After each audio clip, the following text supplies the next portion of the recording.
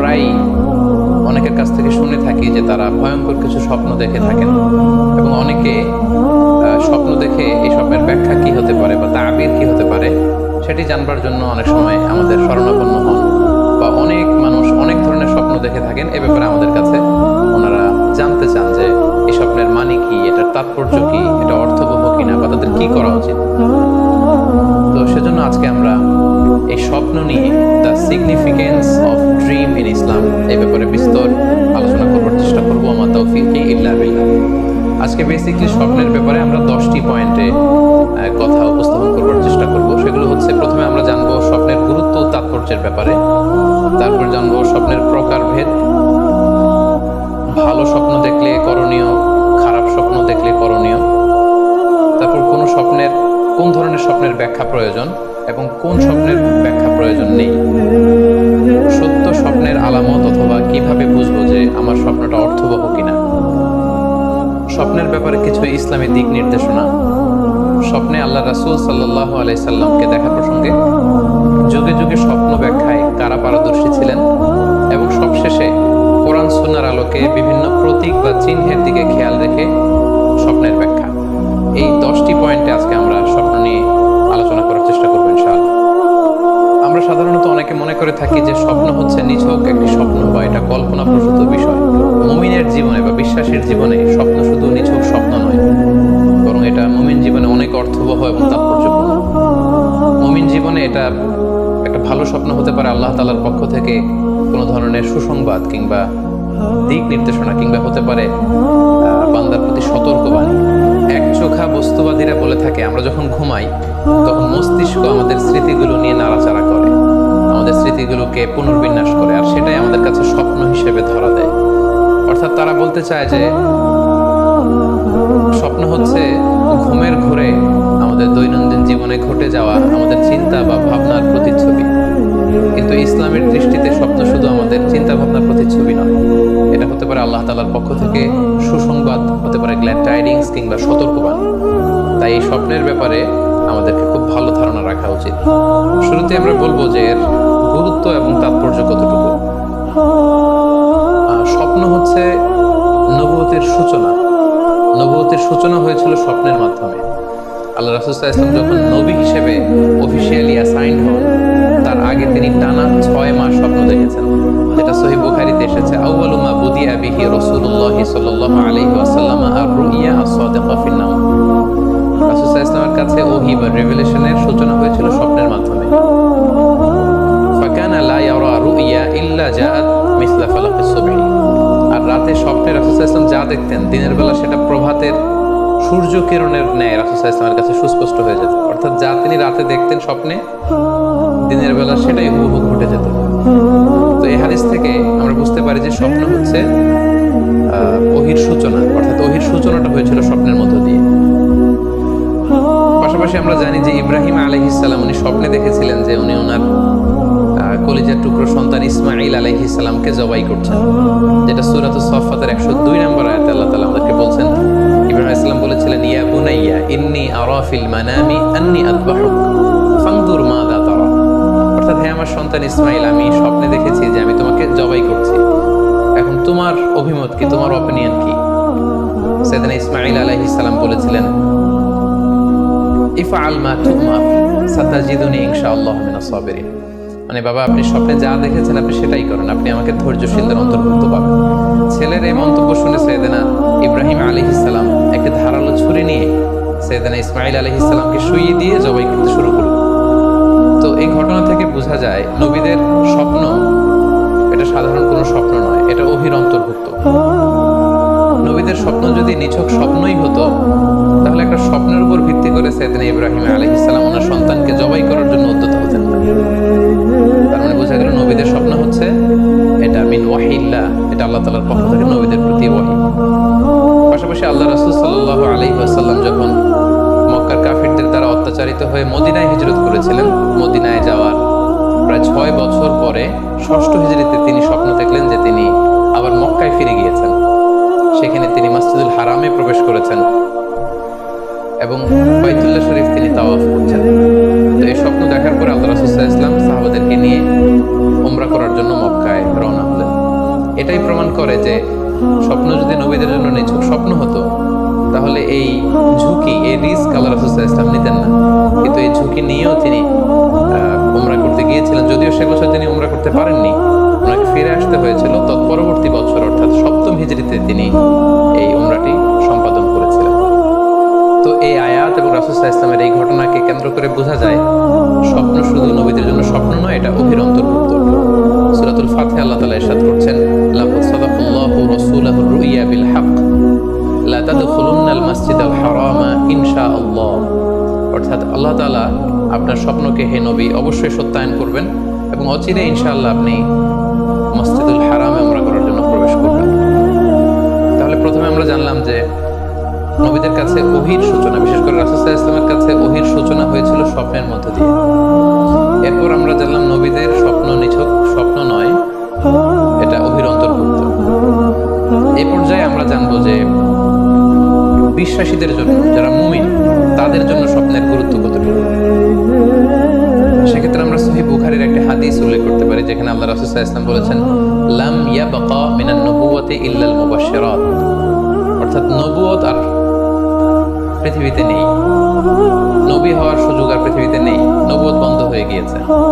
কিন্তু আল্লাহ তাআলার পক্ষ থেকে মুবাশশিরাত কিন্তু বন্ধ হয়নি, মুবাশশিরাত আসবে। সাহাবা জিজ্ঞেস করলেন, ওমাল মুবাশশিরাত, হে আল্লাহর রাসূল মুবাশশিরাত কি?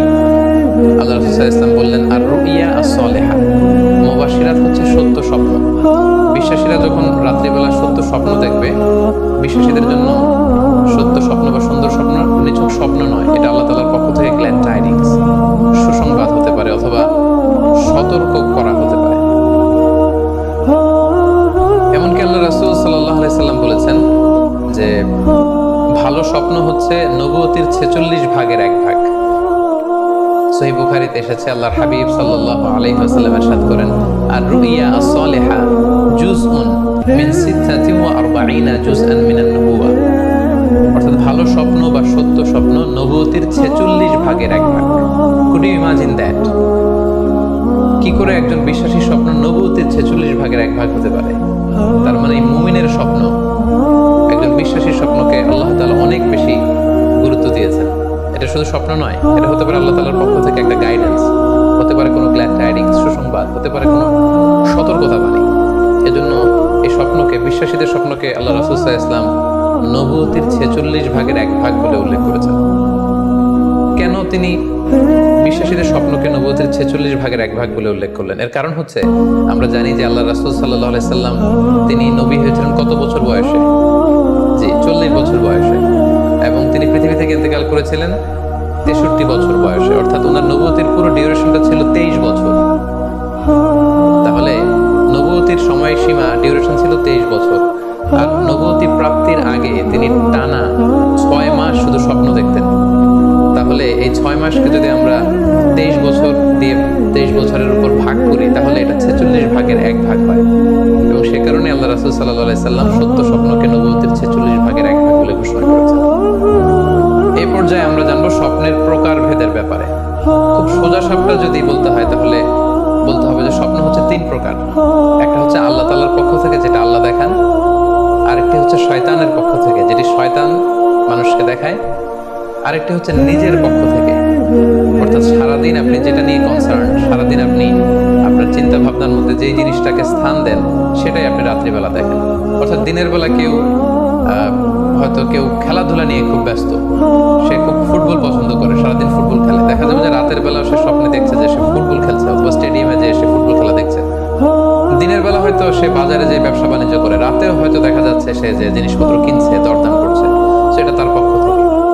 তাহলে বেসিকলি স্বপ্ন হচ্ছে 3 ধরনের, একটা আল্লাহর পক্ষ থেকে, একটা শয়তানের পক্ষ থেকে, আরেকটা হচ্ছে নিজের পক্ষ থেকে, যেটা আমরা সহিহ মুসলিমের একটি বর্ণনা থেকে জানতে পারি, যেখানে আল্লাহ রাসূল সাল্লাল্লাহু আলাইহি ওয়াসাল্লাম ইরশাদ করছেন, আর রুইয়া সালাসা, স্বপ্ন হচ্ছে 3 ধরনের। ফারুইয়া আস-সালিহা বুশরা মিনাল্লাহ, যেটা ভালো স্বপ্ন সেটা হয় আল্লাহর পক্ষ থেকে। ওয়া রুইয়া তাহজিনুন মিনাশ শাইতান, আরেকটা স্বপ্ন থাকে যেটা শয়তানের পক্ষ থেকে, সেটা ভয় দেখানো হয়। ভয়ঙ্কর যদি কোনো দুঃস্বপ্ন দেখে থাকেন, তাহলে এটা আল্লাহর পক্ষ থেকে নয়, এই স্বপ্নটা শয়তানের পক্ষ থেকে। আরেকটি হচ্ছে রুইয়া মিম্মা ইউহাদ্দিসুল মারউ নাফসাহু, আরেকটি স্বপ্ন ব্যক্তি সে নিজের সাথে হয়তো নিজে স্বপ্নে হয়তো কথা বলে বা এমন কিছু দেখে যেটা সুসংবাদ নয়, যেটা ভয়ঙ্কর কিছু নয়, বরং সারাদিন সে যে বিষয়টি নিয়ে চিন্তা ভাবনা করতো রাতে সেটার একটা প্রতিচ্ছবি, সেটাই সে দেখতে পাচ্ছে। এটা হচ্ছে নিজের পক্ষ থেকে স্বপ্ন। তাহলে খুব সহজে আমরা এইভাবে বলতে পারি যে স্বপ্ন তিন প্রকার। একটা হচ্ছে রাহমানি, আরেকটা হচ্ছে শাইতানি, আরেকটা হচ্ছে নাফসানি। রিপিট, আমি আবার বলছি, স্বপ্নের প্রথম প্রকার হচ্ছে রহমানি, দ্বিতীয় প্রকার হচ্ছে শাইতানি, তৃতীয় প্রকার হচ্ছে নাফসানি। যেটা রহমানি সেটা রহমানের পক্ষ থেকে আল্লাহ দেখান, আর যেটা শয়তানি সেটা শয়তানের পক্ষ থেকে শয়তান ভীতিকর পরিবেশ তৈরি করার জন্য বা ভয় দেখানোর জন্য যেটা দেখায়। আরেকটা হচ্ছে নাফসানি, যেটাকে বলা হয় আদগাস ও আহলাম, যেটার কোনো মিনিং হয় না, অর্থাৎ নিজের পক্ষ থেকে নিজের চিন্তা ভাবনার প্রতিচ্ছবি। তাহলে শুরুতে আমরা জানবার চেষ্টা করব যে রহমানি, যেটাকে আরবিতে বলা হচ্ছে রুইয়া বা রুইয়া সাদেকা বা সালেহা, সেটা কি, এবং সেটা যদি আমরা দেখি সেক্ষেত্রে আমাদের করণীয় কি। এক্ষেত্রে আমরা সহিহ বুখারীর একটি হাদিসকে উল্লেখ করতে পারি, যেখানে আল্লাহ রাসূল সাল্লাল্লাহু আলাইহি ওয়াসাল্লাম ইরশাদ করেছেন, ইদা রাআ আহাদুকুম রুইয়া ইউহিব্বুহা, তোমাদের কেউ যদি কোনো স্বপ্ন দেখে যে স্বপ্নটা সে পছন্দ করে, মানে স্বপ্নটা দেখে he feels good or she feels good, তার ভালো লাগছে, তাহলে বুঝতে হবে ফা ইন্নামা হিয়া মিনাল্লাহ, এই স্বপ্নটা আল্লাহর পক্ষ থেকে, এটা সাধারণ স্বপ্ন নয়, এটা খুবই অর্থবহ স্বপ্ন। তখন সে কি করবে? ফালিয়াহমাদিল্লাহ আলাইহা, সে তখন এই সুন্দর স্বপ্ন দেখার কারণে আল্লাহ শুকরিয়া করবে, ওয়াল ইউহাদ্দিস বিহা, এবং চাইলে সে এই স্বপ্নের কথা মানুষের কাছে বর্ণনা করতে পারে বা শেয়ার করতে পারে। তাহলে সহিহ বুখারীর এই হাদিসের ভাষ্য অনুযায়ী আমরা যেটা বুঝলাম, আমরা যদি ভালো কোনো স্বপ্ন দেখি তাহলে তিনটি কাজ করা যেতে পারে। প্রথমত আল্লাহর প্রশংসা করা, যেহেতু আমি ভালো একটি স্বপ্ন দেখেছি, আল্লাহর শুকরিয়া বা প্রশংসা আমরা করতে পারি। দ্বিতীয়ত চাইলে সুসংবাদ হিসেবে এই স্বপ্নটা আমি কারোর সাথে শেয়ার করতে পারি। আর তিন নাম্বার হচ্ছে এমন ব্যক্তিকে আমি শেয়ার করব যে আমাকে ভালোবাসে বা যে আমার শুভাকাঙ্ক্ষী, তা না হলে আমি হিংসার শিকার হতে পারি। কারণ আন-নি'মাতু মাহসুদা, যে কোনো ধরনের নেয়ামতই, আপনি যদি আল্লাহর কোনো বিশেষ মার্সি, ব্লেসিংস বা নেয়ামত পেয়ে ধন্য হন, এটা সবার ভালো নাও লাগতে পারে, এটা সবার অন্তরে সহ্য নাও হতে পারে, ফলে আপনি হিংসার শিকার হতে পারেন। সো ভালো স্বপ্ন দেখলে আপনি চাইলে কারোর কাছে শেয়ার করতে পারেন। সেক্ষেত্রে সে যদি আপনার শুভাকাঙ্ক্ষী হয় বা আপনাকে পছন্দ করে, আপনাকে ভালোবাসে, এরকম কাছের কারোর সাথে আপনি শেয়ার করতে পারেন। আমরা সবাই নিঃসন্দেহে এরকম ভালো ভালো স্বপ্ন দেখতে চাই, আমরা কেউই ভয়ঙ্কর কোনো স্বপ্ন দেখতে চাই না। আমরা নিঃসন্দেহে এমন স্বপ্ন দেখতে চাই রাতের বেলায় যে স্বপ্নে আল্লাহ তাআলার পক্ষ থেকে আমাদের জন্য দিক নির্দেশনা থাকবে, অথবা কোনো সুসংবাদ থাকবে, কিংবা থাকবে আগাম কোনো সতর্কতা বাণী। এ জাতীয় ভালো স্বপ্ন যদি আমরা দেখতে চাই তাহলে আমাদের কি করা উচিত? সেক্ষেত্রে সর্বপ্রথম আমাদের যেটা করতে হবে, আমাদেরকে সত্যবাদী হতে হবে। সাধারণত সত্যবাদীদের স্বপ্ন সত্য হয়ে থাকে।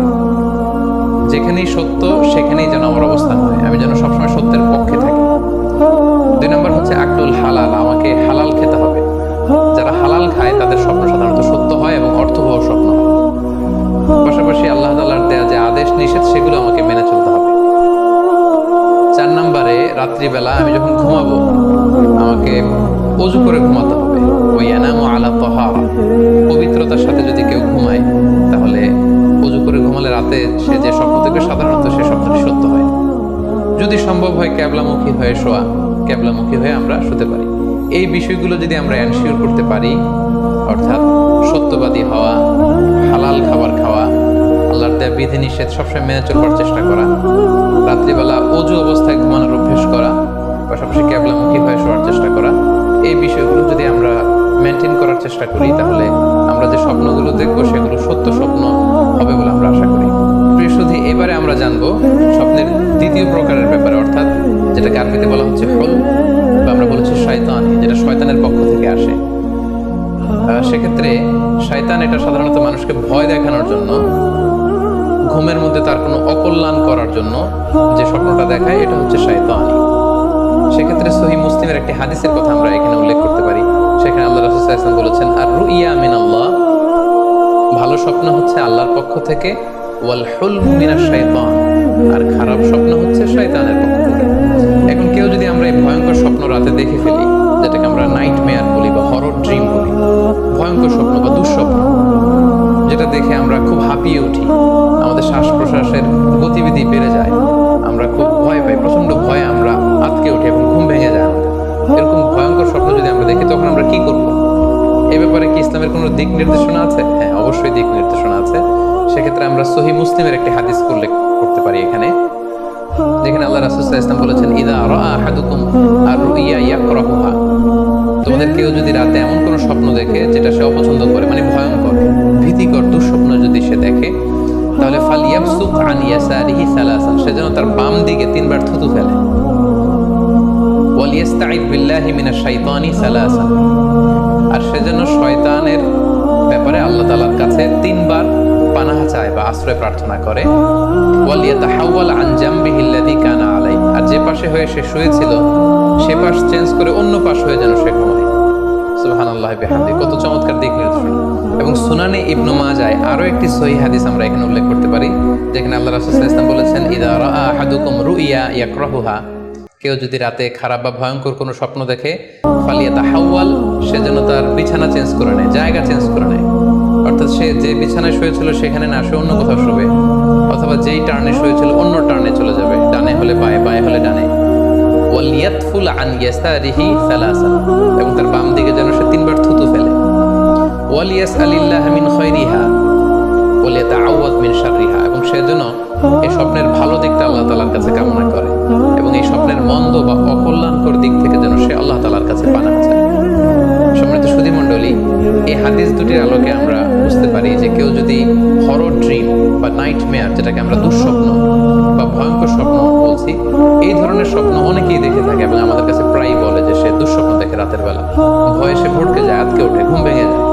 এ জাতীয় দুঃস্বপ্ন যদি আপনারা কেউ দেখেন, সেক্ষেত্রে এই হাদিসের আলোকে আমরা বলতে পারি যে আপনি 6টি কাজ করবেন।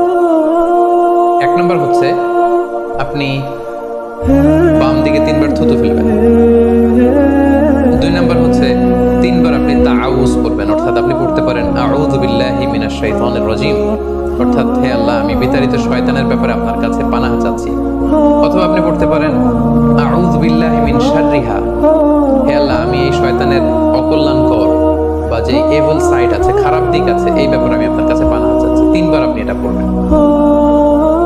3 নম্বরে আপনি যদি আপনার ঘুমকে আবারও কন্টিনিউ করতে চান, তাহলে বা দিকে থেকে যদি স্বপ্ন দেখেন, তাহলে আপনি ডান দিকে টার্ন করবেন।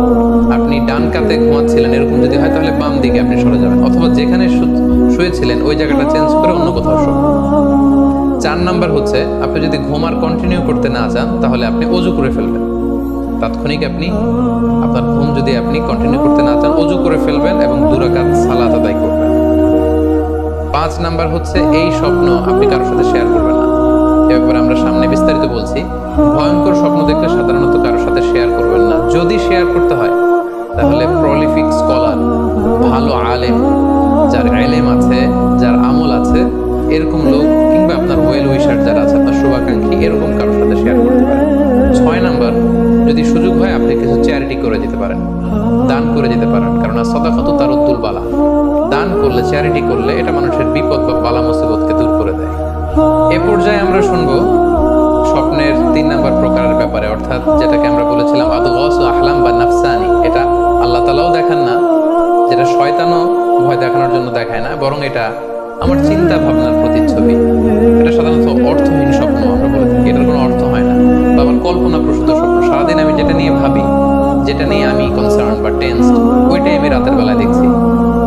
এই জাতীয় স্বপ্ন যদি আমরা দেখি, তাহলে এই স্বপ্নের কোনো অর্থ নেই, এটাতে কোনো দিক নির্দেশনা নেই, এটা সাধারণত অর্থহীন এবং কল্পনা প্রসূত স্বপ্ন হয়ে থাকে। এই স্বপ্নের কোনো ব্যাখ্যা হয় না।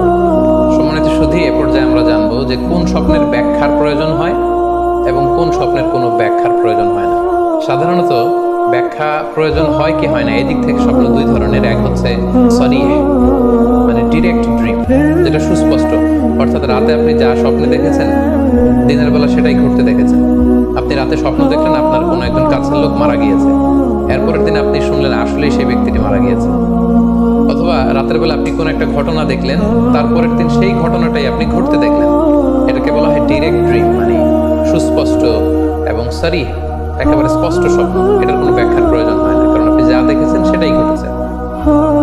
আরেকটা প্রকার হচ্ছে গায়রু সরিহ, মানে যেটা স্পষ্ট নয়, ইনডিরেক্ট ড্রিম, যেটা অস্পষ্ট। এটা হচ্ছে সিম্বলিক বা আইকনিক ড্রিম। আপনি এমন অস্পষ্ট, আইকনিক বা এমন কিছু সিম্বল দেখেছেন রাতে ঘুমের ঘরে স্বপ্নে, যেটা থেকে সুস্পষ্ট আসলে কিছু বোঝা যায় না, বরং এখানে একটা সিম্বল আছে, এখানে একটা প্রতীক আছে বা আইকন আছে। এই জাতীয় যে স্বপ্নগুলো আছে সাধারণত এগুলোর ব্যাখ্যার প্রয়োজন হয়, যেহেতু আপনি বুঝতে পারছেন না যে এটা দিয়ে আসলে কি বোঝানো হচ্ছে। সম্মানিত সুধী, এ পর্যায়ে আমরা জানার চেষ্টা করব যে সত্য স্বপ্নের আলামত কি কি, অর্থাৎ কিভাবে বুঝবো যে আমি যে স্বপ্নটা দেখেছি এই স্বপ্নটা সত্য কিনা বা অর্থবহ কিনা। অনেকে আমাদের কাছে জানতে চায় যে আমি এই স্বপ্নটা দেখেছি, এটা কি সত্য স্বপ্ন, এটা কি অর্থবহ স্বপ্ন, বা এটা কি আল্লাহর পক্ষ থেকে কোনো গাইডেন্স মূলক বা দিক নির্দেশনা বা সুসংবাদমূলক স্বপ্ন, কিভাবে আমরা বুঝতে পারি? কিছু আলামত রয়েছে, কিছু নিদর্শন রয়েছে যেগুলোর আলোকে কিন্তু আমরা সহজেই বুঝতে পারি যে স্বপ্নটা সত্য কিনা। সুনানে আবু দাউদের এক বর্ণনায় আল্লাহ রাসূল সাল্লাল্লাহু আলাইহি ওয়াসাল্লাম ইরশাদ করেছেন, আসদাকুন নাসি রুইয়া আসদাকুহুম হাদিসা। যে ব্যক্তি সত্য কথা বলে বেশি, তার স্বপ্ন সত্য হয় বেশি। তাহলে সহজে আমরা বুঝলাম, আপনি যদি সত্যবাদী হন, সাধারণত আপনার স্বপ্নগুলো জেনারেলি সত্য হবে। সেক্ষেত্রে সত্য স্বপ্ন বা অর্থবহ স্বপ্ন চেনার প্রথম আলামত হচ্ছে এই স্বপ্ন দেখে আপনার ভালো লাগবে। You feel good after seeing the dream. আপনি স্বপ্ন দেখার পরে আপনার খুব স্বস্তি লাগবে, আপনার ভালো লাগবে, আপনার কাছে স্বপ্নটা পছন্দ হবে, খুব ভালো লাগবে স্বপ্নটা। যদি এরকম ফিলিং হয় আপনার, তাহলে আপনি বুঝবেন এই স্বপ্নটা সত্য ছিল এবং অর্থবহ ছিল। 2 নাম্বার হচ্ছে true dreams are very short and concise. সত্য স্বপ্ন খুবই শর্ট হয়, কনসাইজ হয়। আরবিতে যেটাকে বলা হয় ওয়াদিহা জালিয়া, খুবই শর্ট, স্পষ্ট, ক্লিয়ার এবং কনসাইজ। অনেকে রাতে অনেক লম্বা লম্বা স্বপ্ন দেখে, লম্বা এপিসোড দেখে, একটার পর একটা ঘটনা দেখতে থাকে, মুভির মতো লম্বা লম্বা ঘটনা সে দেখতে থাকে। এই জাতীয় লম্বা লম্বা ঘটনা যদি আপনি দেখে থাকেন রাতে, বা এপিসোড আকারে একটার পর একটা ঘটনা যেটার সাথে কোনো মিল নেই, এই জাতীয় স্বপ্নের সাধারণত কোনো অর্থ হয় না, এগুলো অর্থবহ স্বপ্ন নয়। অর্থবহ স্বপ্ন চেনার 3 নাম্বার আলামত বা সাইন হচ্ছে রিপিটেশন। অর্থাৎ একই স্বপ্ন যদি আপনি বারবার দেখেন তাহলে বুঝতে হবে এটা অর্থবহ স্বপ্ন, এবং এটার মাধ্যমে আল্লাহ তাআলা আপনাকে কোনো দিক নির্দেশনা বা গাইডেন্স দিতে চাচ্ছেন। আপনাকে বোঝার চেষ্টা করতে হবে যে আসলে আল্লাহ তাআলা আপনাকে কি বোঝাতে চাচ্ছেন। তাহলে 3 নাম্বার হচ্ছে রিপিটেশন। বারবার যদি কোনো স্বপ্ন দেখেন, এই স্বপ্নটা সত্য হবে এবং অর্থবহ হবে। এটা নট নেসেসারি যে আপনি একাই বারবার দেখেন। একজন মানুষ একটা স্বপ্ন বারবার দেখলে যেমনি অর্থবহ, পাশাপাশি একই স্বপ্ন যদি অনেকে দেখে তাহলে সেই স্বপ্নটাও অর্থবহ। অর্থাৎ আপনি একটা স্বপ্ন প্রায় দিন দেখেন, তাহলে বোঝা যাচ্ছে এটা অর্থবহ স্বপ্ন। অথবা একটা স্বপ্ন অনেক লোক একসাথে দেখেছে, তারপরের দিন একে অপরের সাথে শেয়ার করে বোঝা গেল যে সবাই একই স্বপ্ন দেখেছে, তাহলে বোঝা যাবে এটা সাধারণ স্বপ্ন নয়, এটা অর্থবহ স্বপ্ন, মিনিংফুল স্বপ্ন।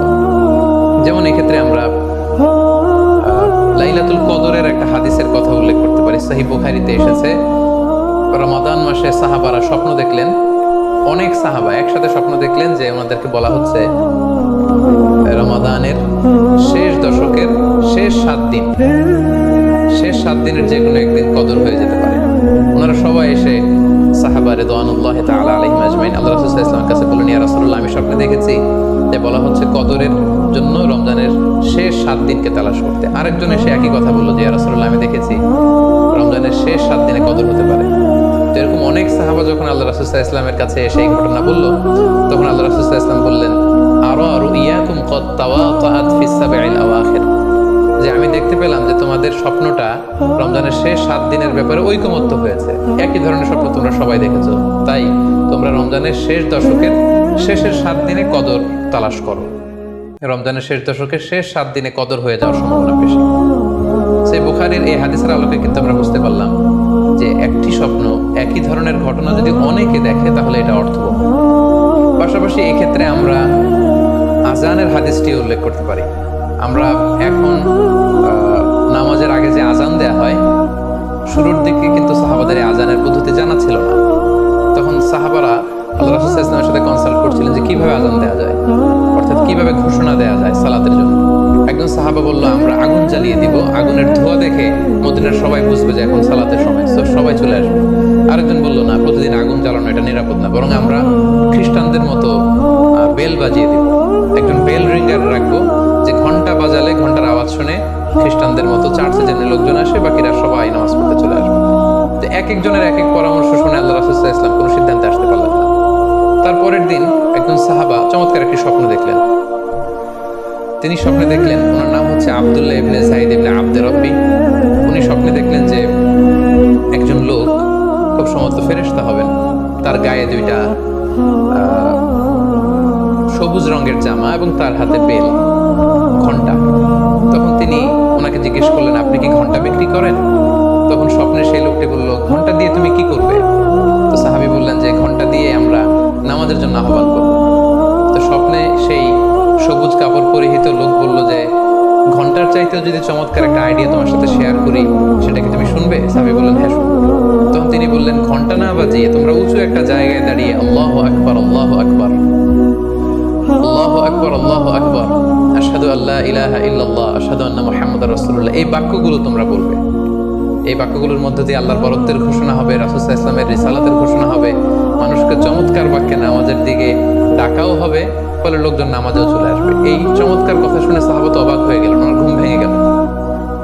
উনি সকালবেলা আল্লাহ রাসূল সাল্লাল্লাহু আলাইহি ওয়াসাল্লামের কাছে এসে পুরো ঘটনা শোনালেন যে একজন লোককে আমি দেখলাম হাতে ঘন্টা, আমি বললাম ঘন্টা কিনবো সালাতের আহ্বানের জন্য, তিনি আমাকে এই কয়েকটা বাক্য শিখিয়ে বললেন ঘন্টা না বাজে এই বাক্যগুলো দিয়ে আহ্বান করলে কেমন হয়।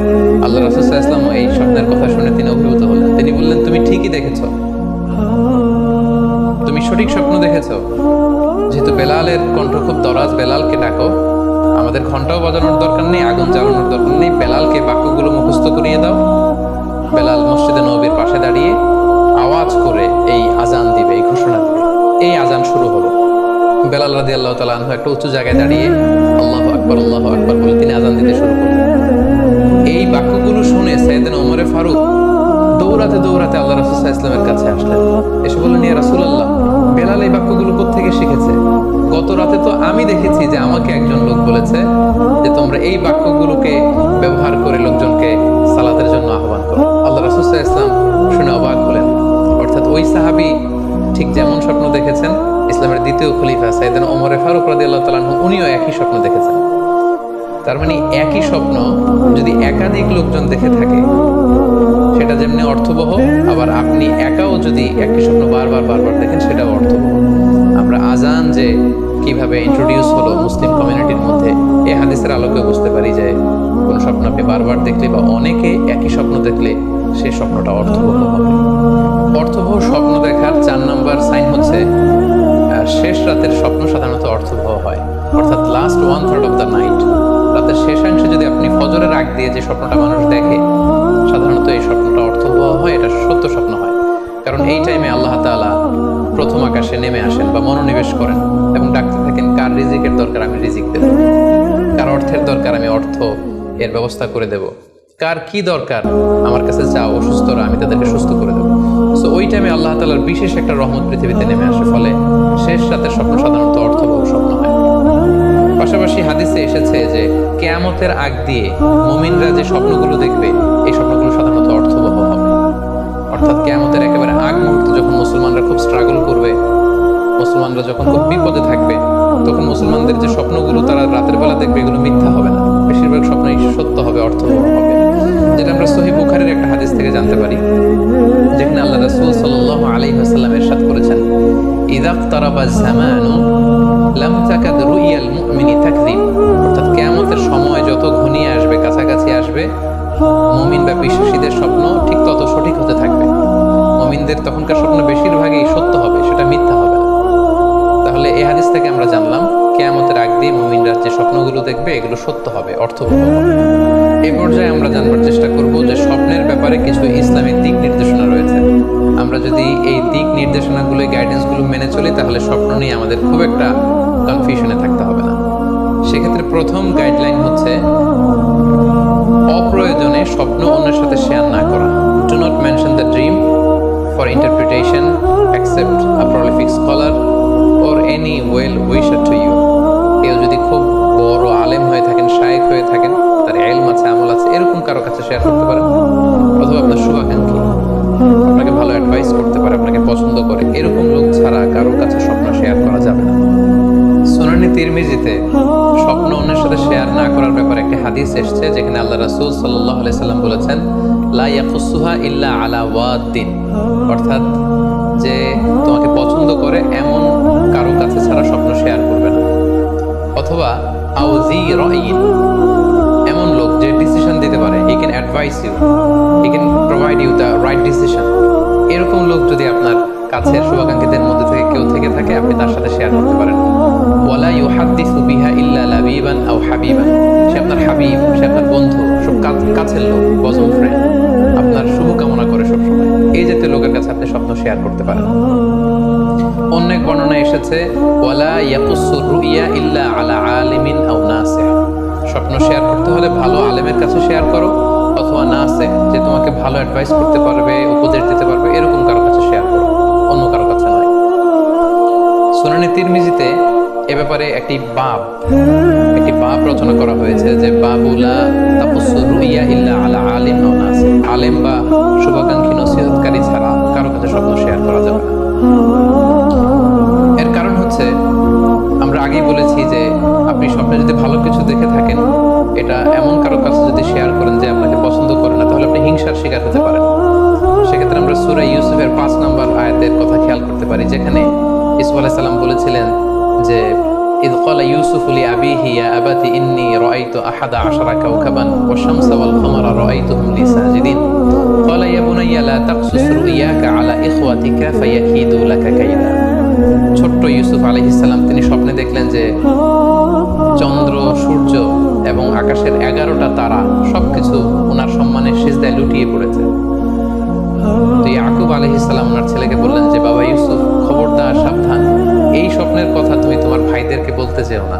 যদি তুমি তোমার ভাইদের সাথে এই চমৎকার স্বপ্নের কথা শেয়ার করো, তাহলে ফায়াকিদু লাকা কাইদা, তারা তোমাকে নিয়ে হিংসা করবে, ষড়যন্ত্র করবে। তাহলে আমরা বুঝলাম যে যার তার কাছে চাইলে আমরা স্বপ্ন শেয়ার করতে পারবো না, বরং এক্ষেত্রে বুঝে শুনে সাবধানে শেয়ার করতে হবে। এক্ষেত্রে মুস্তাদরাকে হাকিমে একটি চমৎকার হাদিস উল্লেখ হয়েছে, সেটি হচ্ছে কেন যে কারো কাছে স্বপ্ন শেয়ার করা যাবে না, করলে সমস্যা কি। সেক্ষেত্রে বলা হয়েছে যে ফাইন্না রুইয়া তাকাউ আলা মা তুআব্বার, অর্থাৎ স্বপ্নের ব্যাখ্যা তেমনই হয়ে থাকে যেমন এটার ব্যাখ্যা করা হয়। এই ব্যাপারটা কিন্তু সাধারণ কোনো কথা নয়।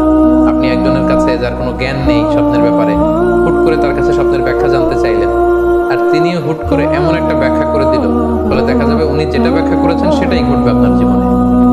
সো স্বপ্নের কথা যে কারো কাছে বলতে নেই। ফাইন্না রুইয়া তাকাউ আলা মা তুআব্বার, কেননা স্বপ্নের ব্যাখ্যা তেমন হয়ে থাকে যেমন এটার ব্যাখ্যা করা হয়। সো ব্যাখ্যা যদি কেউ করতে চান, আপনি ভালো ব্যাখ্যা করবেন, জেনে শুনে বুঝে তার শুভাকাঙ্ক্ষী হয়ে সুন্দর ব্যাখ্যা করবেন, কেননা খারাপ কোনো ব্যাখ্যা করে দিলে সেই ব্যাখ্যাই হয়ে যেতে পারে। স্বপ্নের কথা কেন যে কোনো মানুষের কাছে শেয়ার করতে নেই, তার কারণ হিসেবে আমরা সুনানে দারমির একটি হাদিসকে এখানে উল্লেখ করতে পারি, যে হাদিসটিকে ইবনে হাজার আল আসকালানি উনি ওনার ফাথুল বারিতে হাসান বলে উল্লেখ করেছেন। আল্লাহ রাসূল সাল্লাল্লাহু আলাইহি ওয়াসাল্লামের কাছে মদিনাতে প্রায় একজন নারী এসে স্বপ্নের ব্যাখ্যা জানতে চাইতেন। সে নারী বলতেন যে ইয়া রাসূলুল্লাহ, আমি প্রায়ই স্বপ্নে দেখি যে আমার ঘরের একটি পিলার ভেঙে গিয়েছে এবং আমি অন্ধ সন্তান প্রসব করেছি। এই নারীর স্বামী ছিল ব্যবসায়ী এবং সারা বছর ব্যবসার কারণে বিভিন্ন জায়গায় তিনি ঘুরে বেড়াতেন, এবং যখন ফিরে আসতেন যাওয়ার সময় তিনি স্ত্রীকে প্রেগনেন্ট অবস্থায় রেখে যেতেন, অর্থাৎ গর্ভবতী, আর এই বাচ্চাকে পেটে নিয়ে এই নারী সবসময় এই স্বপ্ন দেখতে থাকতেন। রাসূল সাল্লাল্লাহু আলাইহি ওয়াসাল্লাম স্বপ্নের ব্যাখ্যা বললেন, তুমি চিন্তা করো না, তোমার স্বামী সহি সালামতে ফিরে আসবে এবং তুমি সুন্দর সন্তান প্রসব করবে, ভালো সন্তান। এভাবেই চলছিল, যতবার তার স্বামী ফিরে আসে, সুস্থভাবে ফিরে আসে এবং সে সুন্দর সন্তান জন্ম দিচ্ছিল। হঠাৎ একবার সে নারী আল্লাহ রাসূল সাল্লাল্লাহু আলাইহি ওয়াসাল্লামের বাসায় এসে দেখলেন যে আল্লাহ রাসূল সাল্লাল্লাহু আলাইহি ওয়াসাল্লাম ঘরে নেই। আম্মাজান আয়েশাকে তিনি বললেন যে আমি সবসময় এরকম স্বপ্ন দেখি। তখন আম্মাজান আয়েশা বললেন, তাহলে এই স্বপ্নের ব্যাখ্যা জানার জন্য তুমি রাসূল সাল্লাল্লাহু আলাইহি ওয়াসাল্লামের কাছে আসো, তুমি কি স্বপ্ন দেখো? তখন সে নারী আম্মাজান আয়েশার কাছে খুলে বললেন যে আমি স্বপ্নে দেখি যে আমার ঘরের একটি পিলার ভেঙে গিয়েছে আর আমি একটি অন্ধ সন্তান প্রসব করেছি। এই কথা শুনে আম্মাজান আয়েশা রাদিয়াল্লাহু তাআলা অবাক হয়ে গেলেন। তিনি বললেন, তাই নাকি? তোমার স্বপ্ন যদি সত্য হয় তাহলে ঠিকই তোমার স্বামী মারা যাবে এবং তুমি একজন ফাজের পাপাচারী সন্তান প্রসব করবে। ঠিকই দেখা গিয়েছিল তার পরের বছর তার স্বামী যখন আসলো, জীবিত আসতে পারেনি, তার স্বামী ইন্তেকাল করেছিল এবং এই নারী যে সন্তান প্রসব করেছিল সেটা ছিল একটি পাপাচারী সন্তান। তো এই ঘটনা আল্লাহ রাসূল সাল্লাল্লাহু আলাইহি ওয়াসাল্লাম শুনে আমাদের আয়েশাকে বললেন, আয়েশা, তুমি এটা ঠিক করোনি। তুমি যদি কখনো কারো স্বপ্নের ব্যাখ্যা করো, তুমি ভালো ব্যাখ্যাটা করবে, কখনো মন্দ দিক থেকে ব্যাখ্যা করবে না। হয় চুপ থাকবে, ব্যাখ্যাই করতে যাবে না, আর যদি স্বপ্নের ইন্টারপ্রিটেশন তুমি করতে চাও তাহলে ভালো ব্যাখ্যাটা করবে। সম্মানিত, শুধু এই জন্য যে কারো কাছে আমরা চাইলেই স্বপ্নের কথা জানাতে পারি না, বরং সে যদি আপনার শুভাকাঙ্ক্ষী হয়, সে যদি স্বপ্ন ব্যাখ্যায় পারদর্শী হয়, সে যদি ভালো আলেম হয়, তাহলে তার কাছে আপনি স্বপ্নের ব্যাখ্যা জানতে চাইতে পারেন। এক্ষেত্রে আমরা ইমাম মুহাম্মদ ইবনে সিরিনের আরো একটি চমৎকার ঘটনার কথা উল্লেখ করতে পারি। মুহাম্মদ ইবনে সিরিন উনি ছাত্রদেরকে নিয়ে একবার তালিম দিচ্ছিলেন। এ সময় হঠাৎ এক নারী এসে বললেন যে আমি স্বপ্নের ব্যাখ্যা জানতে চাই, মুহাম্মদ ইবনে সিরিন কোথায়? ছাত্ররা বলল উনি একটু বাইরে গিয়েছেন। আপনি স্বপ্নে কি দেখেছেন? মহিলাটি বলল যে আমি স্বপ্নে দেখেছি আমার ছেলে সাগর থেকে শুধু পানি পান করছে। হঠাৎ সেই মসজিদ থেকে এক ছাত্র বলল, তাই নাকি? আপনি যদি এই স্বপ্ন দেখে থাকেন তাহলে আপনার বাচ্চাটা মারা যাবে। ইমাম মুহাম্মদ ইবনে সিরিন পরবর্তীতে যখন আসলেন, এসে ছাত্রদের কাছে যখন জানতে পারলেন, তখন তিনি বললেন যে তুমি কেন এই স্বপ্নের ব্যাখ্যা করেছো? কারণ সাগরের লোনা পানি এটা যে সবসময় অযোগ্য, পানের অযোগ্য, ব্যাপারটা এমনটা নয়। সাগরের ভেতরে তো মণিমুক্তাও আছে। বরং আমি হলে ব্যাখ্যা করতাম যে তোমার ছেলে সাগর থেকে পানি খাচ্ছে, তোমার ছেলে অনেক বড় আলেম হবে। কিছুদিন পরে আরেক লোক এসে মুহাম্মদ ইবনে সিরিনের কাছে জানতে চাইলেন যে আমি স্বপ্নে দেখছি যে আমার ছেলে সাগর থেকে শুধু পানি নিয়ে খাচ্ছে। তিনি বললেন আশা করা যায় তোমার ছেলে অনেক বড় আলেম হবে। ঠিকই দেখা গেল কিছুদিন পরে যেই মহিলাটি স্বপ্নের ব্যাখ্যা জানতে এসেছিলেন তার ছেলেটি মারা গিয়েছে। আর ওই যেই লোক মুহাম্মদ ইবনে সিরিনের কাছে স্বপ্নের সুন্দর ব্যাখ্যা নিয়ে গেলেন, তার ছেলে ওই সময়ের অনেক বড় আলেম হয়েছে। এই জন্য সম্মানিত সুধী, যে কারো কাছে স্বপ্নের ব্যাখ্যা জানতে চাইতে নেই। আর স্বপ্নের ব্যাখ্যা যদি করতে হয়, ভালো ব্যাখ্যা করতে হবে, তা না হলে চুপ থাকতে হবে। স্বপ্নের ক্ষেত্রে ইসলামের যে দিক নির্দেশনা, সেক্ষেত্রে আরো একটি দিক নির্দেশনা হচ্ছে স্বপ্ন কখনো শরীয়তের দলিল হতে পারে না। কেবলমাত্র নবীদের স্বপ্নই হচ্ছে ওহী, কিন্তু আমরা যারা সাধারণ মুসলমান, আমাদের স্বপ্ন কখনো শরীয়তের দলিল হতে পারে না। এটা আপনার জন্য কোনো একটা বিশেষ ধরনের অনুধাবন হতে পারে, আপনার বিশেষ ফিলিংস হতে পারে, আপনার একার জন্য কোনো ধরনের গাইডেন্স হতে পারে আল্লাহর পক্ষ থেকে, কিন্তু এটাকে শরীয়তের দলিল বলে চালিয়ে দেওয়া যাবে না। আমরা প্রায় শুনি অমুক পীর সাহেব একটা স্বপ্ন দেখেছেন এবং তার মুরিদেরা এই স্বপ্নের আলোকে বিভিন্ন কাজ করতে শুরু করেছেন, এটাকে শরীয়তের অংশ মনে করে। খুব রিসেন্টলি করোনা ভাইরাস আউটব্রেকের টাইমে মামুন মারুফ নামে এক ছেলের স্বপ্নের কথা আমরা শুনেছিলাম যে ইটালিতে সে স্বপ্ন দেখেছে, করোনা ভাইরাসের সাথে কথা বলেছে। আসলে এই জাতীয় স্বপ্ন কখনো শরীয়তের কোনো সোর্স বা এভিডেন্স হতে পারে না। খুব রিসেন্টলি বুয়েট থেকে পাশ করা মুশতাক মোহাম্মদ আরমান নামে একজন লোকের কথা আমরা শুনেছি যে তিনি দাবি করেছেন তিনি ইমাম মাহাদি, এবং তিনি দাবি করেছেন যে স্বপ্নে তাকে আল্লাহ তাআলা ইমাম মাহাদি বলে পরিচয় করিয়ে দিয়েছে, ফলে লোকজন এসে তার হাতে বায়াত হচ্ছে। অথবা অনেকে দাবি করে থাকেন যে স্বপ্নে তিনি ফকিরি পেয়েছেন, স্বপ্নে এটা হয়েছে সেটা হয়েছে। এরকম কোনো ধরনের স্বপ্নই কিন্তু শরীয়তের অংশ, শরীয়তের দলিল বা এভিডেন্স হতে পারে না। এই পর্যায়ে আমরা জানবার চেষ্টা করব যে স্বপ্নে রাসূলুল্লাহ সাল্লাল্লাহু আলাইহি ওয়াসাল্লামকে দেখা প্রসঙ্গে অনেকে স্বপ্নে আল্লাহ রাসূল সাল্লাল্লাহু আলাইহি ওয়াসাল্লামকে দেখেন, এবং আসলে রাসূল সাল্লাল্লাহু আলাইহি ওয়াসাল্লামকে স্বপ্নে দেখেন কিনা এ ব্যাপারে তাদের মধ্যে অনেক প্রশ্ন থেকে থাকে। এক্ষেত্রে আমরা সহিহ বুখারীর একটি চমৎকার হাদিস উল্লেখ করতে পারি, যেখানে আল্লাহ রাসূল সাল্লাল্লাহু আলাইহি ওয়াসাল্লাম ইরশাদ করেছেন, মান রাআনি ফিল মানামি ফাকাদ রাআনি। যে আমাকে স্বপ্নে দেখলো, আল্লাহ রাসূল সাল্লাল্লাহু আলাইহি ওয়াসাল্লাম নিজে বলছেন যে আমাকে স্বপ্নে দেখলো সে আসলেই আমাকেই দেখলো। কারণ ফা ইন্না শাইতানা লা ইয়াতামাসসালু ফি সূরাতি, শয়তান কখনো আমার আকৃতি, আমার শেপ ধারণ করতে পারে না। অর্থাৎ আপনি যদি রাসূল সাল্লাল্লাহু আলাইহি ওয়াসাল্লামকে স্বপ্নে দেখেন, তাহলে আপনি রাসূল সাল্লাল্লাহু আলাইহি ওয়াসাল্লামকেই দেখেছেন, আপনি শয়তানকে দেখেননি। কারণ শয়তান কখনো রাসূল সাল্লাল্লাহু আলাইহি ওয়াসাল্লামের আকৃতি ধারণ করতে পারে না। তাহলে এই হাদিসের আলোকে আমরা বুঝলাম শয়তান কখনো আল্লাহ রাসূল সাল্লাল্লাহু আলাইহি ওয়াসাল্লামের আকৃতি বা শেপ ধারণ করতে পারে না। তখন প্রশ্ন হচ্ছে, আসলে আপনি রাসূল সাল্লাল্লাহু আলাইহি ওয়াসাল্লামকে দেখেছেন নাকি অন্য কাউকে দেখেছেন? শয়তান হয়তো রাসূল সাল্লাল্লাহু আলাইহি ওয়াসাল্লামের আকৃতি ধারণ করলো না, একজন সুস্থি বয়োবৃদ্ধ সুন্দর আকৃতির মানুষের চেহারা ধারণ করে শয়তান এসে বলল যে আমি আল্লাহ রাসূল। তখন আপনি কিভাবে বুঝবেন যে আপনি রাসূল সাল্লাল্লাহু আলাইহি ওয়াসাল্লামকে দেখেছেন নাকি শয়তানের ধারণ করা অন্য কোনো মানুষের আকৃতিতে কাউকে আপনি দেখেছেন? সেক্ষেত্রে বোঝার মাধ্যম হচ্ছে আল্লাহ রাসূল সাল্লাল্লাহু আলাইহি ওয়াসাল্লামের দাড়ি কেমন ছিল, চেহারা কেমন ছিল, চুল কেমন ছিল, দৈহিক গঠন কেমন ছিল, আকৃতি কেমন ছিল, এগুলো কিন্তু আমরা হাদিস থেকে পাই, কিংবা শামাইলে তিরমিজিতে রাসূল সাল্লাল্লাহু আলাইহি ওয়াসাল্লামের বডি স্ট্রাকচার, ওনার চেহারা, ওনার অবয়বের ব্যাপারে বর্ণনা পাই। আপনি স্বপ্নে যাকে দেখেছেন তার চেহারা, আকৃতি এবং বর্ণনা যদি রাসূল সাল্লাল্লাহু আলাইহি ওয়াসাল্লামের দৈহিক বর্ণনার সাথে মিলে যায়, তাহলে বোঝা যাবে যে আপনি আসলেই আল্লাহ রাসূল সাল্লাল্লাহু আলাইহি ওয়াসাল্লামকে দেখেছেন। কিন্তু আপনি স্বপ্নে দেখা মানুষটি তার চেহারার সাথে যদি রাসূল সাল্লাল্লাহু আলাইহি ওয়াসাল্লামের চেহারার যে বর্ণনা সেটির সাথে যদি কোনো মিল না থাকে, যদি তার চেহারা রাসূল সাল্লাল্লাহু আলাইহি ওয়াসাল্লামের চেহারার মতো না হয়, শামাইলে তিরমিজিতে যে বর্ণনা আছে সেরকম যদি না হয়, তাহলে বোঝা যাবে আপনি রাসূল সাল্লাল্লাহু আলাইহি ওয়াসাল্লামকে দেখেননি, বরং অন্য কাউকে দেখেছেন। এক্ষেত্রে আমরা মুহাম্মদ ইবনে সিরিনের ঘটনা উল্লেখ করতে পারি। ওনার কাছে কেউ এসে যদি বলতো যে আমি স্বপ্নে আল্লাহ রাসূল সাল্লাল্লাহু আলাইহি ওয়াসাল্লামকে দেখেছি, তখন মুহাম্মদ ইবনে সিরিন জিজ্ঞেস করতেন, তুমি কি দেখেছো বলো তো, তুমি যাকে দেখেছো তার দাড়ি কেমন, তার চেহারা কেমন, তার চোখ নাক কেমন, তার গড়ন কেমন। তখন ওই ব্যক্তি যখন বর্ণনা দিত, আর সেই বর্ণনা যখন আল্লাহ রাসূল সাল্লাল্লাহু আলাইহি ওয়াসাল্লামের আকৃতির সাথে মিলে যেত, তখন মুহাম্মদ ইবনে সিরিন বলতেন, তুমি ঠিকই স্বপ্নে আল্লাহ রাসূল সাল্লাল্লাহু আলাইহি ওয়াসাল্লামকে দেখেছো। কিন্তু ওই ব্যক্তির বর্ণনা যদি এমন হতো যে না, এর সাথে রাসূল সাল্লাল্লাহু আলাইহি ওয়াসাল্লামের হাদিসে বা শামাইলে তিরমিজিতে রাসূল সাল্লাল্লাহু আলাইহি ওয়াসাল্লামের দেহের যে বর্ণনা, এটার সাথে কোনো মিল নেই, তখন মুহাম্মদ ইবনে সিরিন বলতেন, না, তুমি স্বপ্নে আল্লাহ রাসূল সাল্লাল্লাহু আলাইহি ওয়াসাল্লামকে দেখোনি, বরং তুমি অন্য কাউকে দেখেছো। এ পর্যায়ে আমরা জানবার চেষ্টা করব যে যুগে যুগে কারা স্বপ্ন ব্যাখ্যায় খুব পারদর্শী ছিলেন। নবীদের মধ্যে সাইয়েদনা ইউসুফ আলাইহিস সালাম, তিনি সবচেয়ে ভালো স্বপ্নের ব্যাখ্যা করতে পারতেন। সাহাবাদের মধ্যে সাইয়েদনা আবু বকর রাদিয়াল্লাহু তাআলা আনহু চমৎকার স্বপ্নের ব্যাখ্যা করতে পারতেন, এবং তাবিঈদের মধ্যে মুহাম্মদ ইবনে সিরিন চমৎকার স্বপ্নের ব্যাখ্যা করতে পারতেন। আর বলার অপেক্ষা রাখে না যে অবশ্যই আল্লাহ রাসূল সাল্লাল্লাহু আলাইহি ওয়াসাল্লাম তিনিও চমৎকার স্বপ্নের ব্যাখ্যা করতে পারতেন।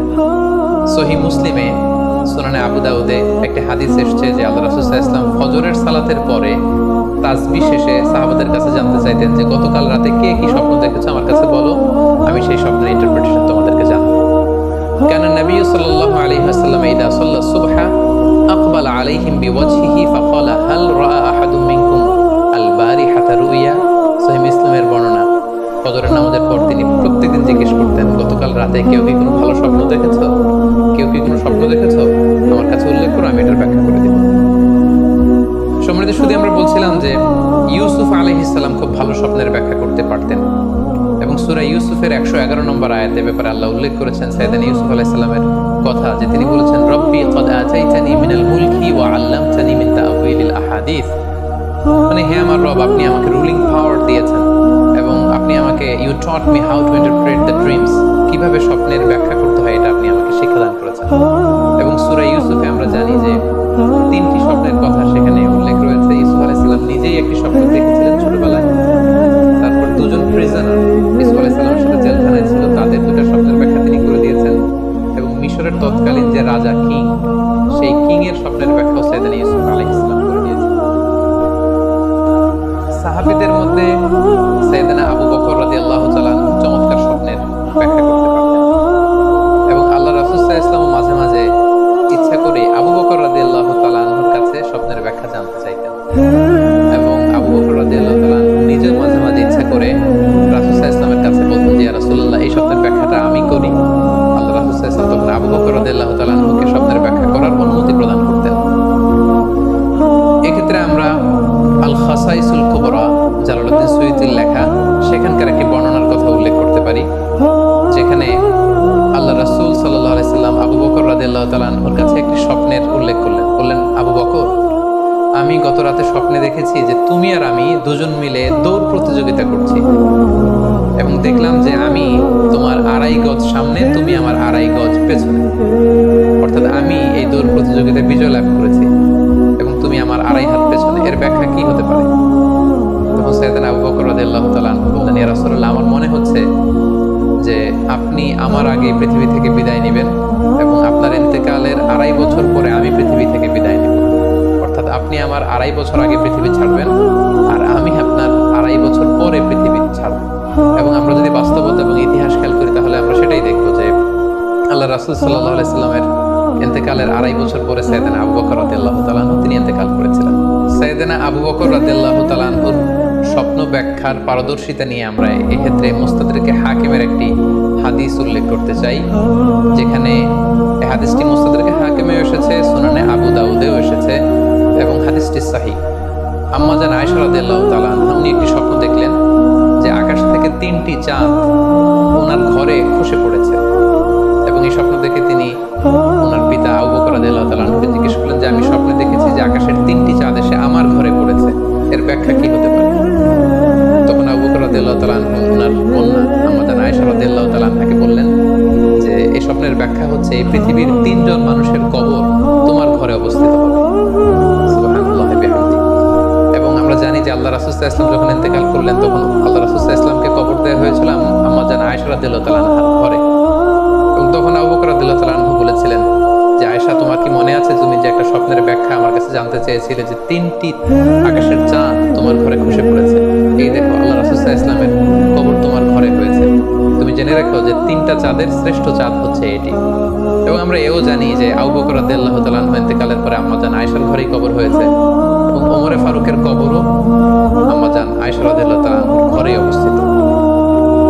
তাহলে এই হাদিসগুলোর আলোকে আমরা বুঝতে পারি যে সাহাবাদের মধ্যে আবু বকর রাদিয়াল্লাহু তাআলা আনহু ছিলেন স্বপ্ন ব্যাখ্যায় সবচেয়ে পারদর্শী। তাবিঈদের মধ্যে স্বপ্ন ব্যাখ্যায় সবচেয়ে পারদর্শী ছিলেন মুহাম্মদ ইবনে সিরিন।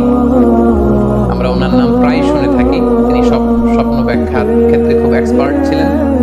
তিনি ওসমান রাদিয়াল্লাহু তাআলা আনহু যখন ইসলামের খলিফা, তখন বসরা নগরীতে মুহাম্মদ ইবনে সিরিন জন্মগ্রহণ করেন, এবং অনেক সাহাবা থেকে তিনি অনেক হাদিস বর্ণনা করেছেন। এবং তিনি ইমাম আবু হানিফা আলাইহি রাহমার সমসাময়িক ছিলেন।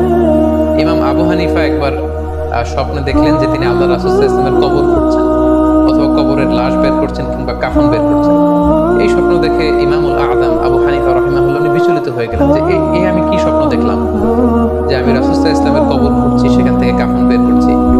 কেউই এই স্বপ্নের ব্যাখ্যা করতে পারলেন না। তখন ইমাম মুহাম্মদ ইবনে সিরিনের কাছে যখন জানতে চাওয়া হলো, তখন মুহাম্মদ ইবনে সিরিন বললেন যে হাযা রাজুলুন ইহয়ি সুন্নাত রাসূলিল্লাহ, অর্থাৎ যে ব্যক্তি এই স্বপ্ন দেখেছে তার মাধ্যমে আল্লাহ রাসূল সাল্লাল্লাহু আলাইহি ওয়াসাল্লামের হাদিসের বা সুন্নাহর পুনরুজ্জীবন হবে। তিনি রাসূল সাল্লাল্লাহু আলাইহি ওয়াসাল্লামের সুন্নাহগুলোকে পুনরুজ্জীবন দান করবেন, পুনরুজ্জীবিত করবেন।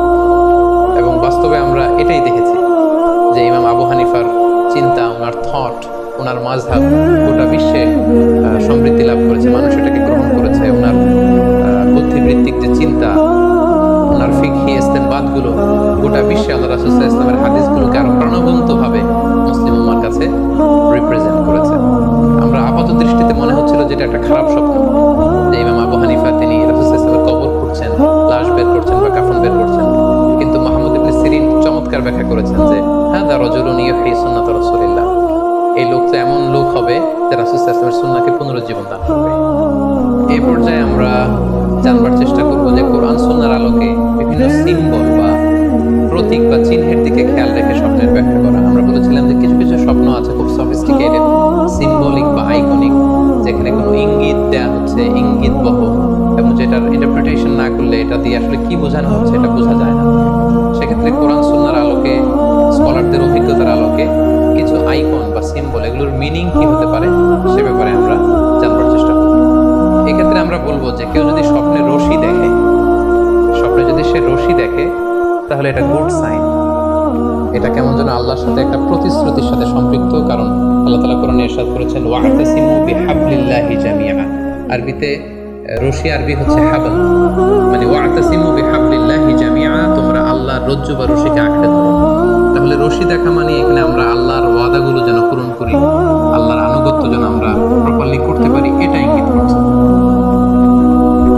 এরপর স্বপ্নে যদি আমরা কাক দেখি, এটা সাধারণত একটা নেগেটিভ সাইন বহন করে, কারণ কাককে আল্লাহ রাসূল সাল্লাল্লাহু আলাইহি ওয়াসাল্লাম ফাসিক বা ফাইসিক বলেছেন। সো আমরা যদি স্বপ্নে কাক দেখি, এটাকে আমরা পজিটিভ কোনো সাইন মনে না করে নেগেটিভ সাইন মনে করতে পারি। তৃতীয়ত, আমরা যদি স্বপ্নে লম্বা কাপড় দেখি, এটা গুড সাইন। কারো গায়ে যদি লম্বা জামা থাকে তাহলে এটা গুড সাইন, আর খাটো জামা থাকলে সাধারণত এটা নেগেটিভ সাইন। এক্ষেত্রে আমরা সহিহ বুখারীর একটি হাদিস উল্লেখ করতে পারি। আল্লাহ হাবিব সাল্লাল্লাহু আলাইহি ওয়াসাল্লাম বলেছেন যে আমার সামনে অনেক মানুষকে পেশ করা হলো, তাদের কারো জামা নাভি পর্যন্ত, কারো জামা হাঁটু পর্যন্ত, কারো জামা পা পর্যন্ত। আর সেক্ষেত্রে ওমরে ফারুককে দেখলাম যে এত লম্বা জামা পরে সে হেঁটে যাচ্ছে, সে তার জামা টেনে টেনে নিয়ে যাচ্ছে। তো সাহাবারা বললেন মা আউয়ালতাহু ইয়া রাসূলুল্লাহ, হে আল্লাহর রাসূল, আপনার এই স্বপ্ন থেকে আপনি কি বোঝাতে চাইলেন? আল্লাহ রাসূল সাল্লাল্লাহু আলাইহি ওয়াসাল্লাম বললেন আউয়ালতুহু আদ-দীন, এটা দ্বারা আমি দ্বীনদারি বোঝাতে চাইলাম। অর্থাৎ যার জামা লম্বা তার মানে তার তাকওয়া বেশি বা তার দ্বীনদারি বেশি। আর স্বপ্নে যদি কারো জামা খুব ছোট খাটো বা জামাহীন অবস্থায় কাউকে দেখা হয়, এটা সাধারণত তার দ্বীনদারি কমে যাচ্ছে বা তার তাকওয়া is decreasing day after day, এটার একটা সাইন।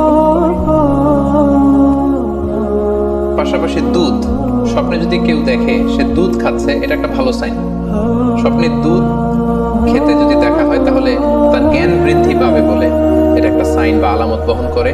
সেক্ষেত্রে আমরা বুখারীর একটা হাদিস উল্লেখ করতে পারি, যেখানে আল্লাহ রাসূল সাল্লাল্লাহু আলাইহি ওয়াসাল্লাম একটা স্বপ্নের কথা সাহাবাদেরকে শেয়ার করছিলেন। তিনি বললেন যে আমাকে এক বাটি দুধ দেয়া হলো, আমি সেখান থেকে দুধ খেলাম, তারপর তারপর দেখলাম যে আমার আঙ্গুল থেকে দুধ বের হচ্ছে, আর সেখানে যে অবশিষ্ট দুধ রয়ে গেল সেটা আমি ওমরে ফারুকের মুখে দিলাম। ওমরে ফারুক সেই অবশিষ্ট দুধটা খেল। এই স্বপ্নের কথা শুনে সাহাবারা বললেন, মা আউয়ালতা বিহি ইয়া রাসূলুল্লাহ, হে আল্লাহর রাসূল, এটা দিয়ে আপনি কি ব্যাখ্যা করলেন? ফামা আউয়ালতাহু ইয়া রাসূলুল্লাহ, আল্লাহ রাসূল সাল্লাল্লাহু আলাইহি ওয়াসাল্লাম বললেন, আল ইলম, এটা দিয়ে আমি জ্ঞানের ব্যাখ্যা করেছি। অর্থাৎ দুধ হচ্ছে জ্ঞানের প্রতীক। দুনিয়াতেও তো আমরা দেখি যে দুধ হচ্ছে সুষম একটা খাবার। খাদ্যের পুষ্টিগুণের 6টি মাধ্যম, 6টি গুণাগুণ দুধের মধ্যে পাওয়া যায়। সো কেউ যদি স্বপ্নে দেখেন যে তিনি দুধ পান করছেন, আশা করা যায় এটা তার জন্য ভালো সাইন, তার জ্ঞান বাড়বে বলে আমরা ধারণা করতে পারি। এবার স্বপ্নে যদি কেউ দেখে যে সে আজান দিচ্ছে, এটাও ভালো সাইন। স্বপ্নে আজান দেয়া এটা সাইন হচ্ছে সে হয়তো অচিরে হজ করতে যাবে। হজের সাথে আজানের কি সম্পর্ক? এর কারণ হচ্ছে সূরা হজ্জে আল্লাহ তাআলা সাইয়েদনা ইব্রাহিম আলাইহিস সালামকে যখন বলেছিলেন যে তুমি হজ শুরু করো, তখন তিনি বলেছিলেন, ইব্রাহিম তুমি আজান দাও, ওয়াআযিন ফিন নাসি বিল হজ্জ ইয়াতুকা রিজালা ওয়া আলা কুল্লি দামির ইয়াতিনা মিন কুল্লি ফাজ্জিন আমিক। অর্থাৎ হে ইব্রাহিম তুমি আজান দাও। ইব্রাহিম আলাইহিস সালাম বললেন, কোথায় আজান দেব? চারদিকে তো মরুভূমি। আল্লাহ তাআলা বললেন, ইব্রাহিম তুমি আজান দাও, এই আজানের আওয়াজ বা শব্দ পৃথিবীর সবার কানে আমি পৌঁছে দেব। তো সাইয়েদনা ইব্রাহিম আলাইহিস সালাম তখন হজের আজান দিলেন বা ঘোষণা দিলেন। আজান শব্দের অর্থ হচ্ছে অ্যানাউন্স, টু অ্যানাউন্স, মানে ঘোষণা দেয়া। সো আপনি যদি স্বপ্নে দেখেন যে আপনি আজান দিচ্ছেন বা কেউ আজান দিচ্ছে, তাহলে সে অচিরে হজ করবে বা হজ রিলেটেড কোনো একটা ব্যাখ্যা হতে পারে। এভাবে আজানকে হজের সাথে সম্পৃক্ত করা হয়েছে এবং এটা ভালো একটি স্বপ্ন। এবার স্বপ্নে যদি কেউ গর্ত দেখে যে সে গর্ত খুঁড়ছে বা তার জন্য কেউ গর্ত খুঁড়ছে, এটা ষড়যন্ত্রের সাথে সম্পৃক্ত। কেননা আরবি প্রবাদে আছে যে মান হাফারা হুফরাতান ওয়াকা ফিহা, কেউ যদি কারোর জন্য গর্ত করে তাহলে সেই গর্তে সে নিজে আগে পড়বে। তাহলে গর্ত করা মানে অনেকটা কারো বিরুদ্ধে শত্রুতা করা বা ষড়যন্ত্র করার একটা চিহ্ন বহন করে। এবার স্বপ্নে যদি কেউ নৌকা দেখে বা শিপ দেখে, জাহাজ দেখে যে সে জাহাজে আরোহণ করছে বা নৌকায় আরোহণ করছে, এটা তার জন্য একটা ভালো সাইন। সে কোনো বিপদ থেকে মুক্তি পাবে বলে ধারণা করা যেতে পারে। কারণ সূরা আনকাবুতের 15 নম্বর আয়াতে আল্লাহ বলছেন, فأنجيناه وأصحاب السفينة وجعلناها آية للعالمين। অর্থাৎ আমি নূহ আলাইহিস সালাম এবং তার সাথে ঈমানদার সবাইকে আমি এই নৌকায় উঠিয়েছি এবং মহাপ্লাবন থেকে তাদেরকে আমি বাঁচিয়েছি। আর এই মহাপ্লাবনকে আমি গোটা বিশ্বের জন্য একটা নিদর্শন করে রেখেছি। সো নৌকায় ওঠা বা জাহাজে ওঠা, কোনো শিপে বা লঞ্চে ওঠা, এটা আপনি বিপদ থেকে মুক্তি পাবেন, and you are in the safe zone, এই ধরনের একটা ইঙ্গিত বহন করে। ইমাম মুহাম্মদ ইবনে সিরিনের কাছে এক লোক এসে বলল যে, ইমাম, রাআইতু কান্নী আহরুসু আরদান লা তুমবিত, হে ইমাম, আমি স্বপ্নে দেখেছি যে আমি একটি শস্য ক্ষেত্র চাষ করছি কিন্তু কোনো ফসল হচ্ছে না, এটা মানে কি? তিনি ব্যাখ্যা করে দিলেন, আনতা তা'জিলু আন ইমরাতিক, অচিরেই হয়তো তোমার স্ত্রীর সাথে তোমার সেপারেশন হয়ে যেতে পারে। কারণ কোরআনে স্ত্রীকে শস্য ক্ষেত্রের সাথে তুলনা করা হয়েছে মেটাফরিক্যালি। সূরা বাকারার 223 নম্বর আয়াতে আল্লাহ বলছেন, নিসাউকুম হারসুল লাকুম ফাতু হারসাকুম আন্না শি'তুম। অর্থাৎ তোমাদের স্ত্রীরা হচ্ছে তোমাদের শস্য ক্ষেতের মতো, তোমরা যেভাবে খুশি এই শস্য ক্ষেত্রটাকে সুন্দরভাবে চাষাবাদ করতে পারো। তাহলে শস্য ক্ষেতের সাথে বা ক্রপ ল্যান্ডস এর সাথে আপনার স্ত্রীর সাথে সম্পর্ক হওয়া বা সেপারেশন হওয়া, এইভাবে ইঙ্গিত নেওয়া যেতে পারে। সবশেষে একটি ঘটনা উল্লেখ করার মধ্য দিয়ে আমরা এই সিম্বলিক বা আইকনিক ব্যাপারটা শেষ করতে চাই। সেটি হচ্ছে, ব্যক্তির ভিন্নতার কারণে কিন্তু স্বপ্নের ব্যাখ্যাও ভিন্নতা হতে পারে। ব্যক্তি ভিন্নতার কারণে স্বপ্নের ব্যাখ্যাও ভিন্ন হবে। একই স্বপ্ন দুইজন লোক দেখলো, দুইজনের স্বপ্নের ব্যাখ্যা কিন্তু দুরকম হতে পারে। সেক্ষেত্রে আমরা মুহাম্মদ ইবনে সিরিনের একটা ঘটনা উল্লেখ করতে পারি। মুহাম্মদ ইবনে সিরিনের কাছে এক লোক এসে বলল যে, আমি স্বপ্নে দেখেছি আমি আজান দিচ্ছি, এটার ব্যাখ্যা কি? উনি বললেন, তুমি হজ করতে যাবে। তার কিছুদিন পরে আরেক লোক এসে একই স্বপ্ন দেখলো। তিনি বললেন যে, আমি স্বপ্নে দেখেছি যে আমি আজান দিচ্ছি। তো তিনি বললেন, চুরিতে তোমার হাত কাটা যাবে। তো ওনার ছাত্ররা দুইজন লোকের কাছে দুই ধরনের উত্তর দেওয়ার কারণে অবাক হয়ে জিজ্ঞেস করলেন যে, হে ইমাম, একই স্বপ্ন দুইজন দেখলো কিন্তু আপনি একজনকে এক এক উত্তর কেন দিলেন? তো তিনি বললেন যে, এই দুইজনকে আমি চিনি এবং তাদের ব্যক্তিগত জীবন সম্পর্কে আমি জানি। তাদের জীবন আচরণ, তাদের ব্যক্তিত্বের কারণে আমি দুই ধরনের ব্যাখ্যা করেছি। প্রথম জনের ব্যাখ্যা করেছি আমি সূরা হজের আলোকে। কারণ সূরা হজে আল্লাহ ইব্রাহিম আলাইহিস সালামকে বলেছেন, ওয়াআযিন ফিন নাসি বিল হজ, তুমি মানুষের মাঝে হজের জন্য আজান দাও, ঘোষণা দাও। সো সেই লোকটি আজান দিয়েছে, তার মানে আশা করা যায় সে হজে যাবে। আর দ্বিতীয় লোকটির স্বপ্নের ব্যাখ্যা আমি করেছি সূরা ইউসুফের আলোকে। সূরা ইউসুফে একটি আয়াত আছে, সুম্মা আযানা মুআযযিনুন আইয়াতুহাল আইর ইন্নাকুম লাসারিকুন। অর্থাৎ মিশরের কিং এর একটি পানপাত্র চুরি হয়ে গিয়েছিল। ইউসুফ আলাইহিস সালাম ইচ্ছা করে সেটা তার ভাই বানিয়ামিনের খাদ্যের প্যাকেটের ভেতরে ঢুকিয়ে দিয়েছিলেন। আর তখন সেখানকার স্টাফরা বা সৈনিকেরা আজান দিয়েছিল, মানে ঘোষণা দিয়ে বলেছিল, হে ক্যারাভান, হে কাফেলার লোকেরা, তোমরা চুরি করেছো।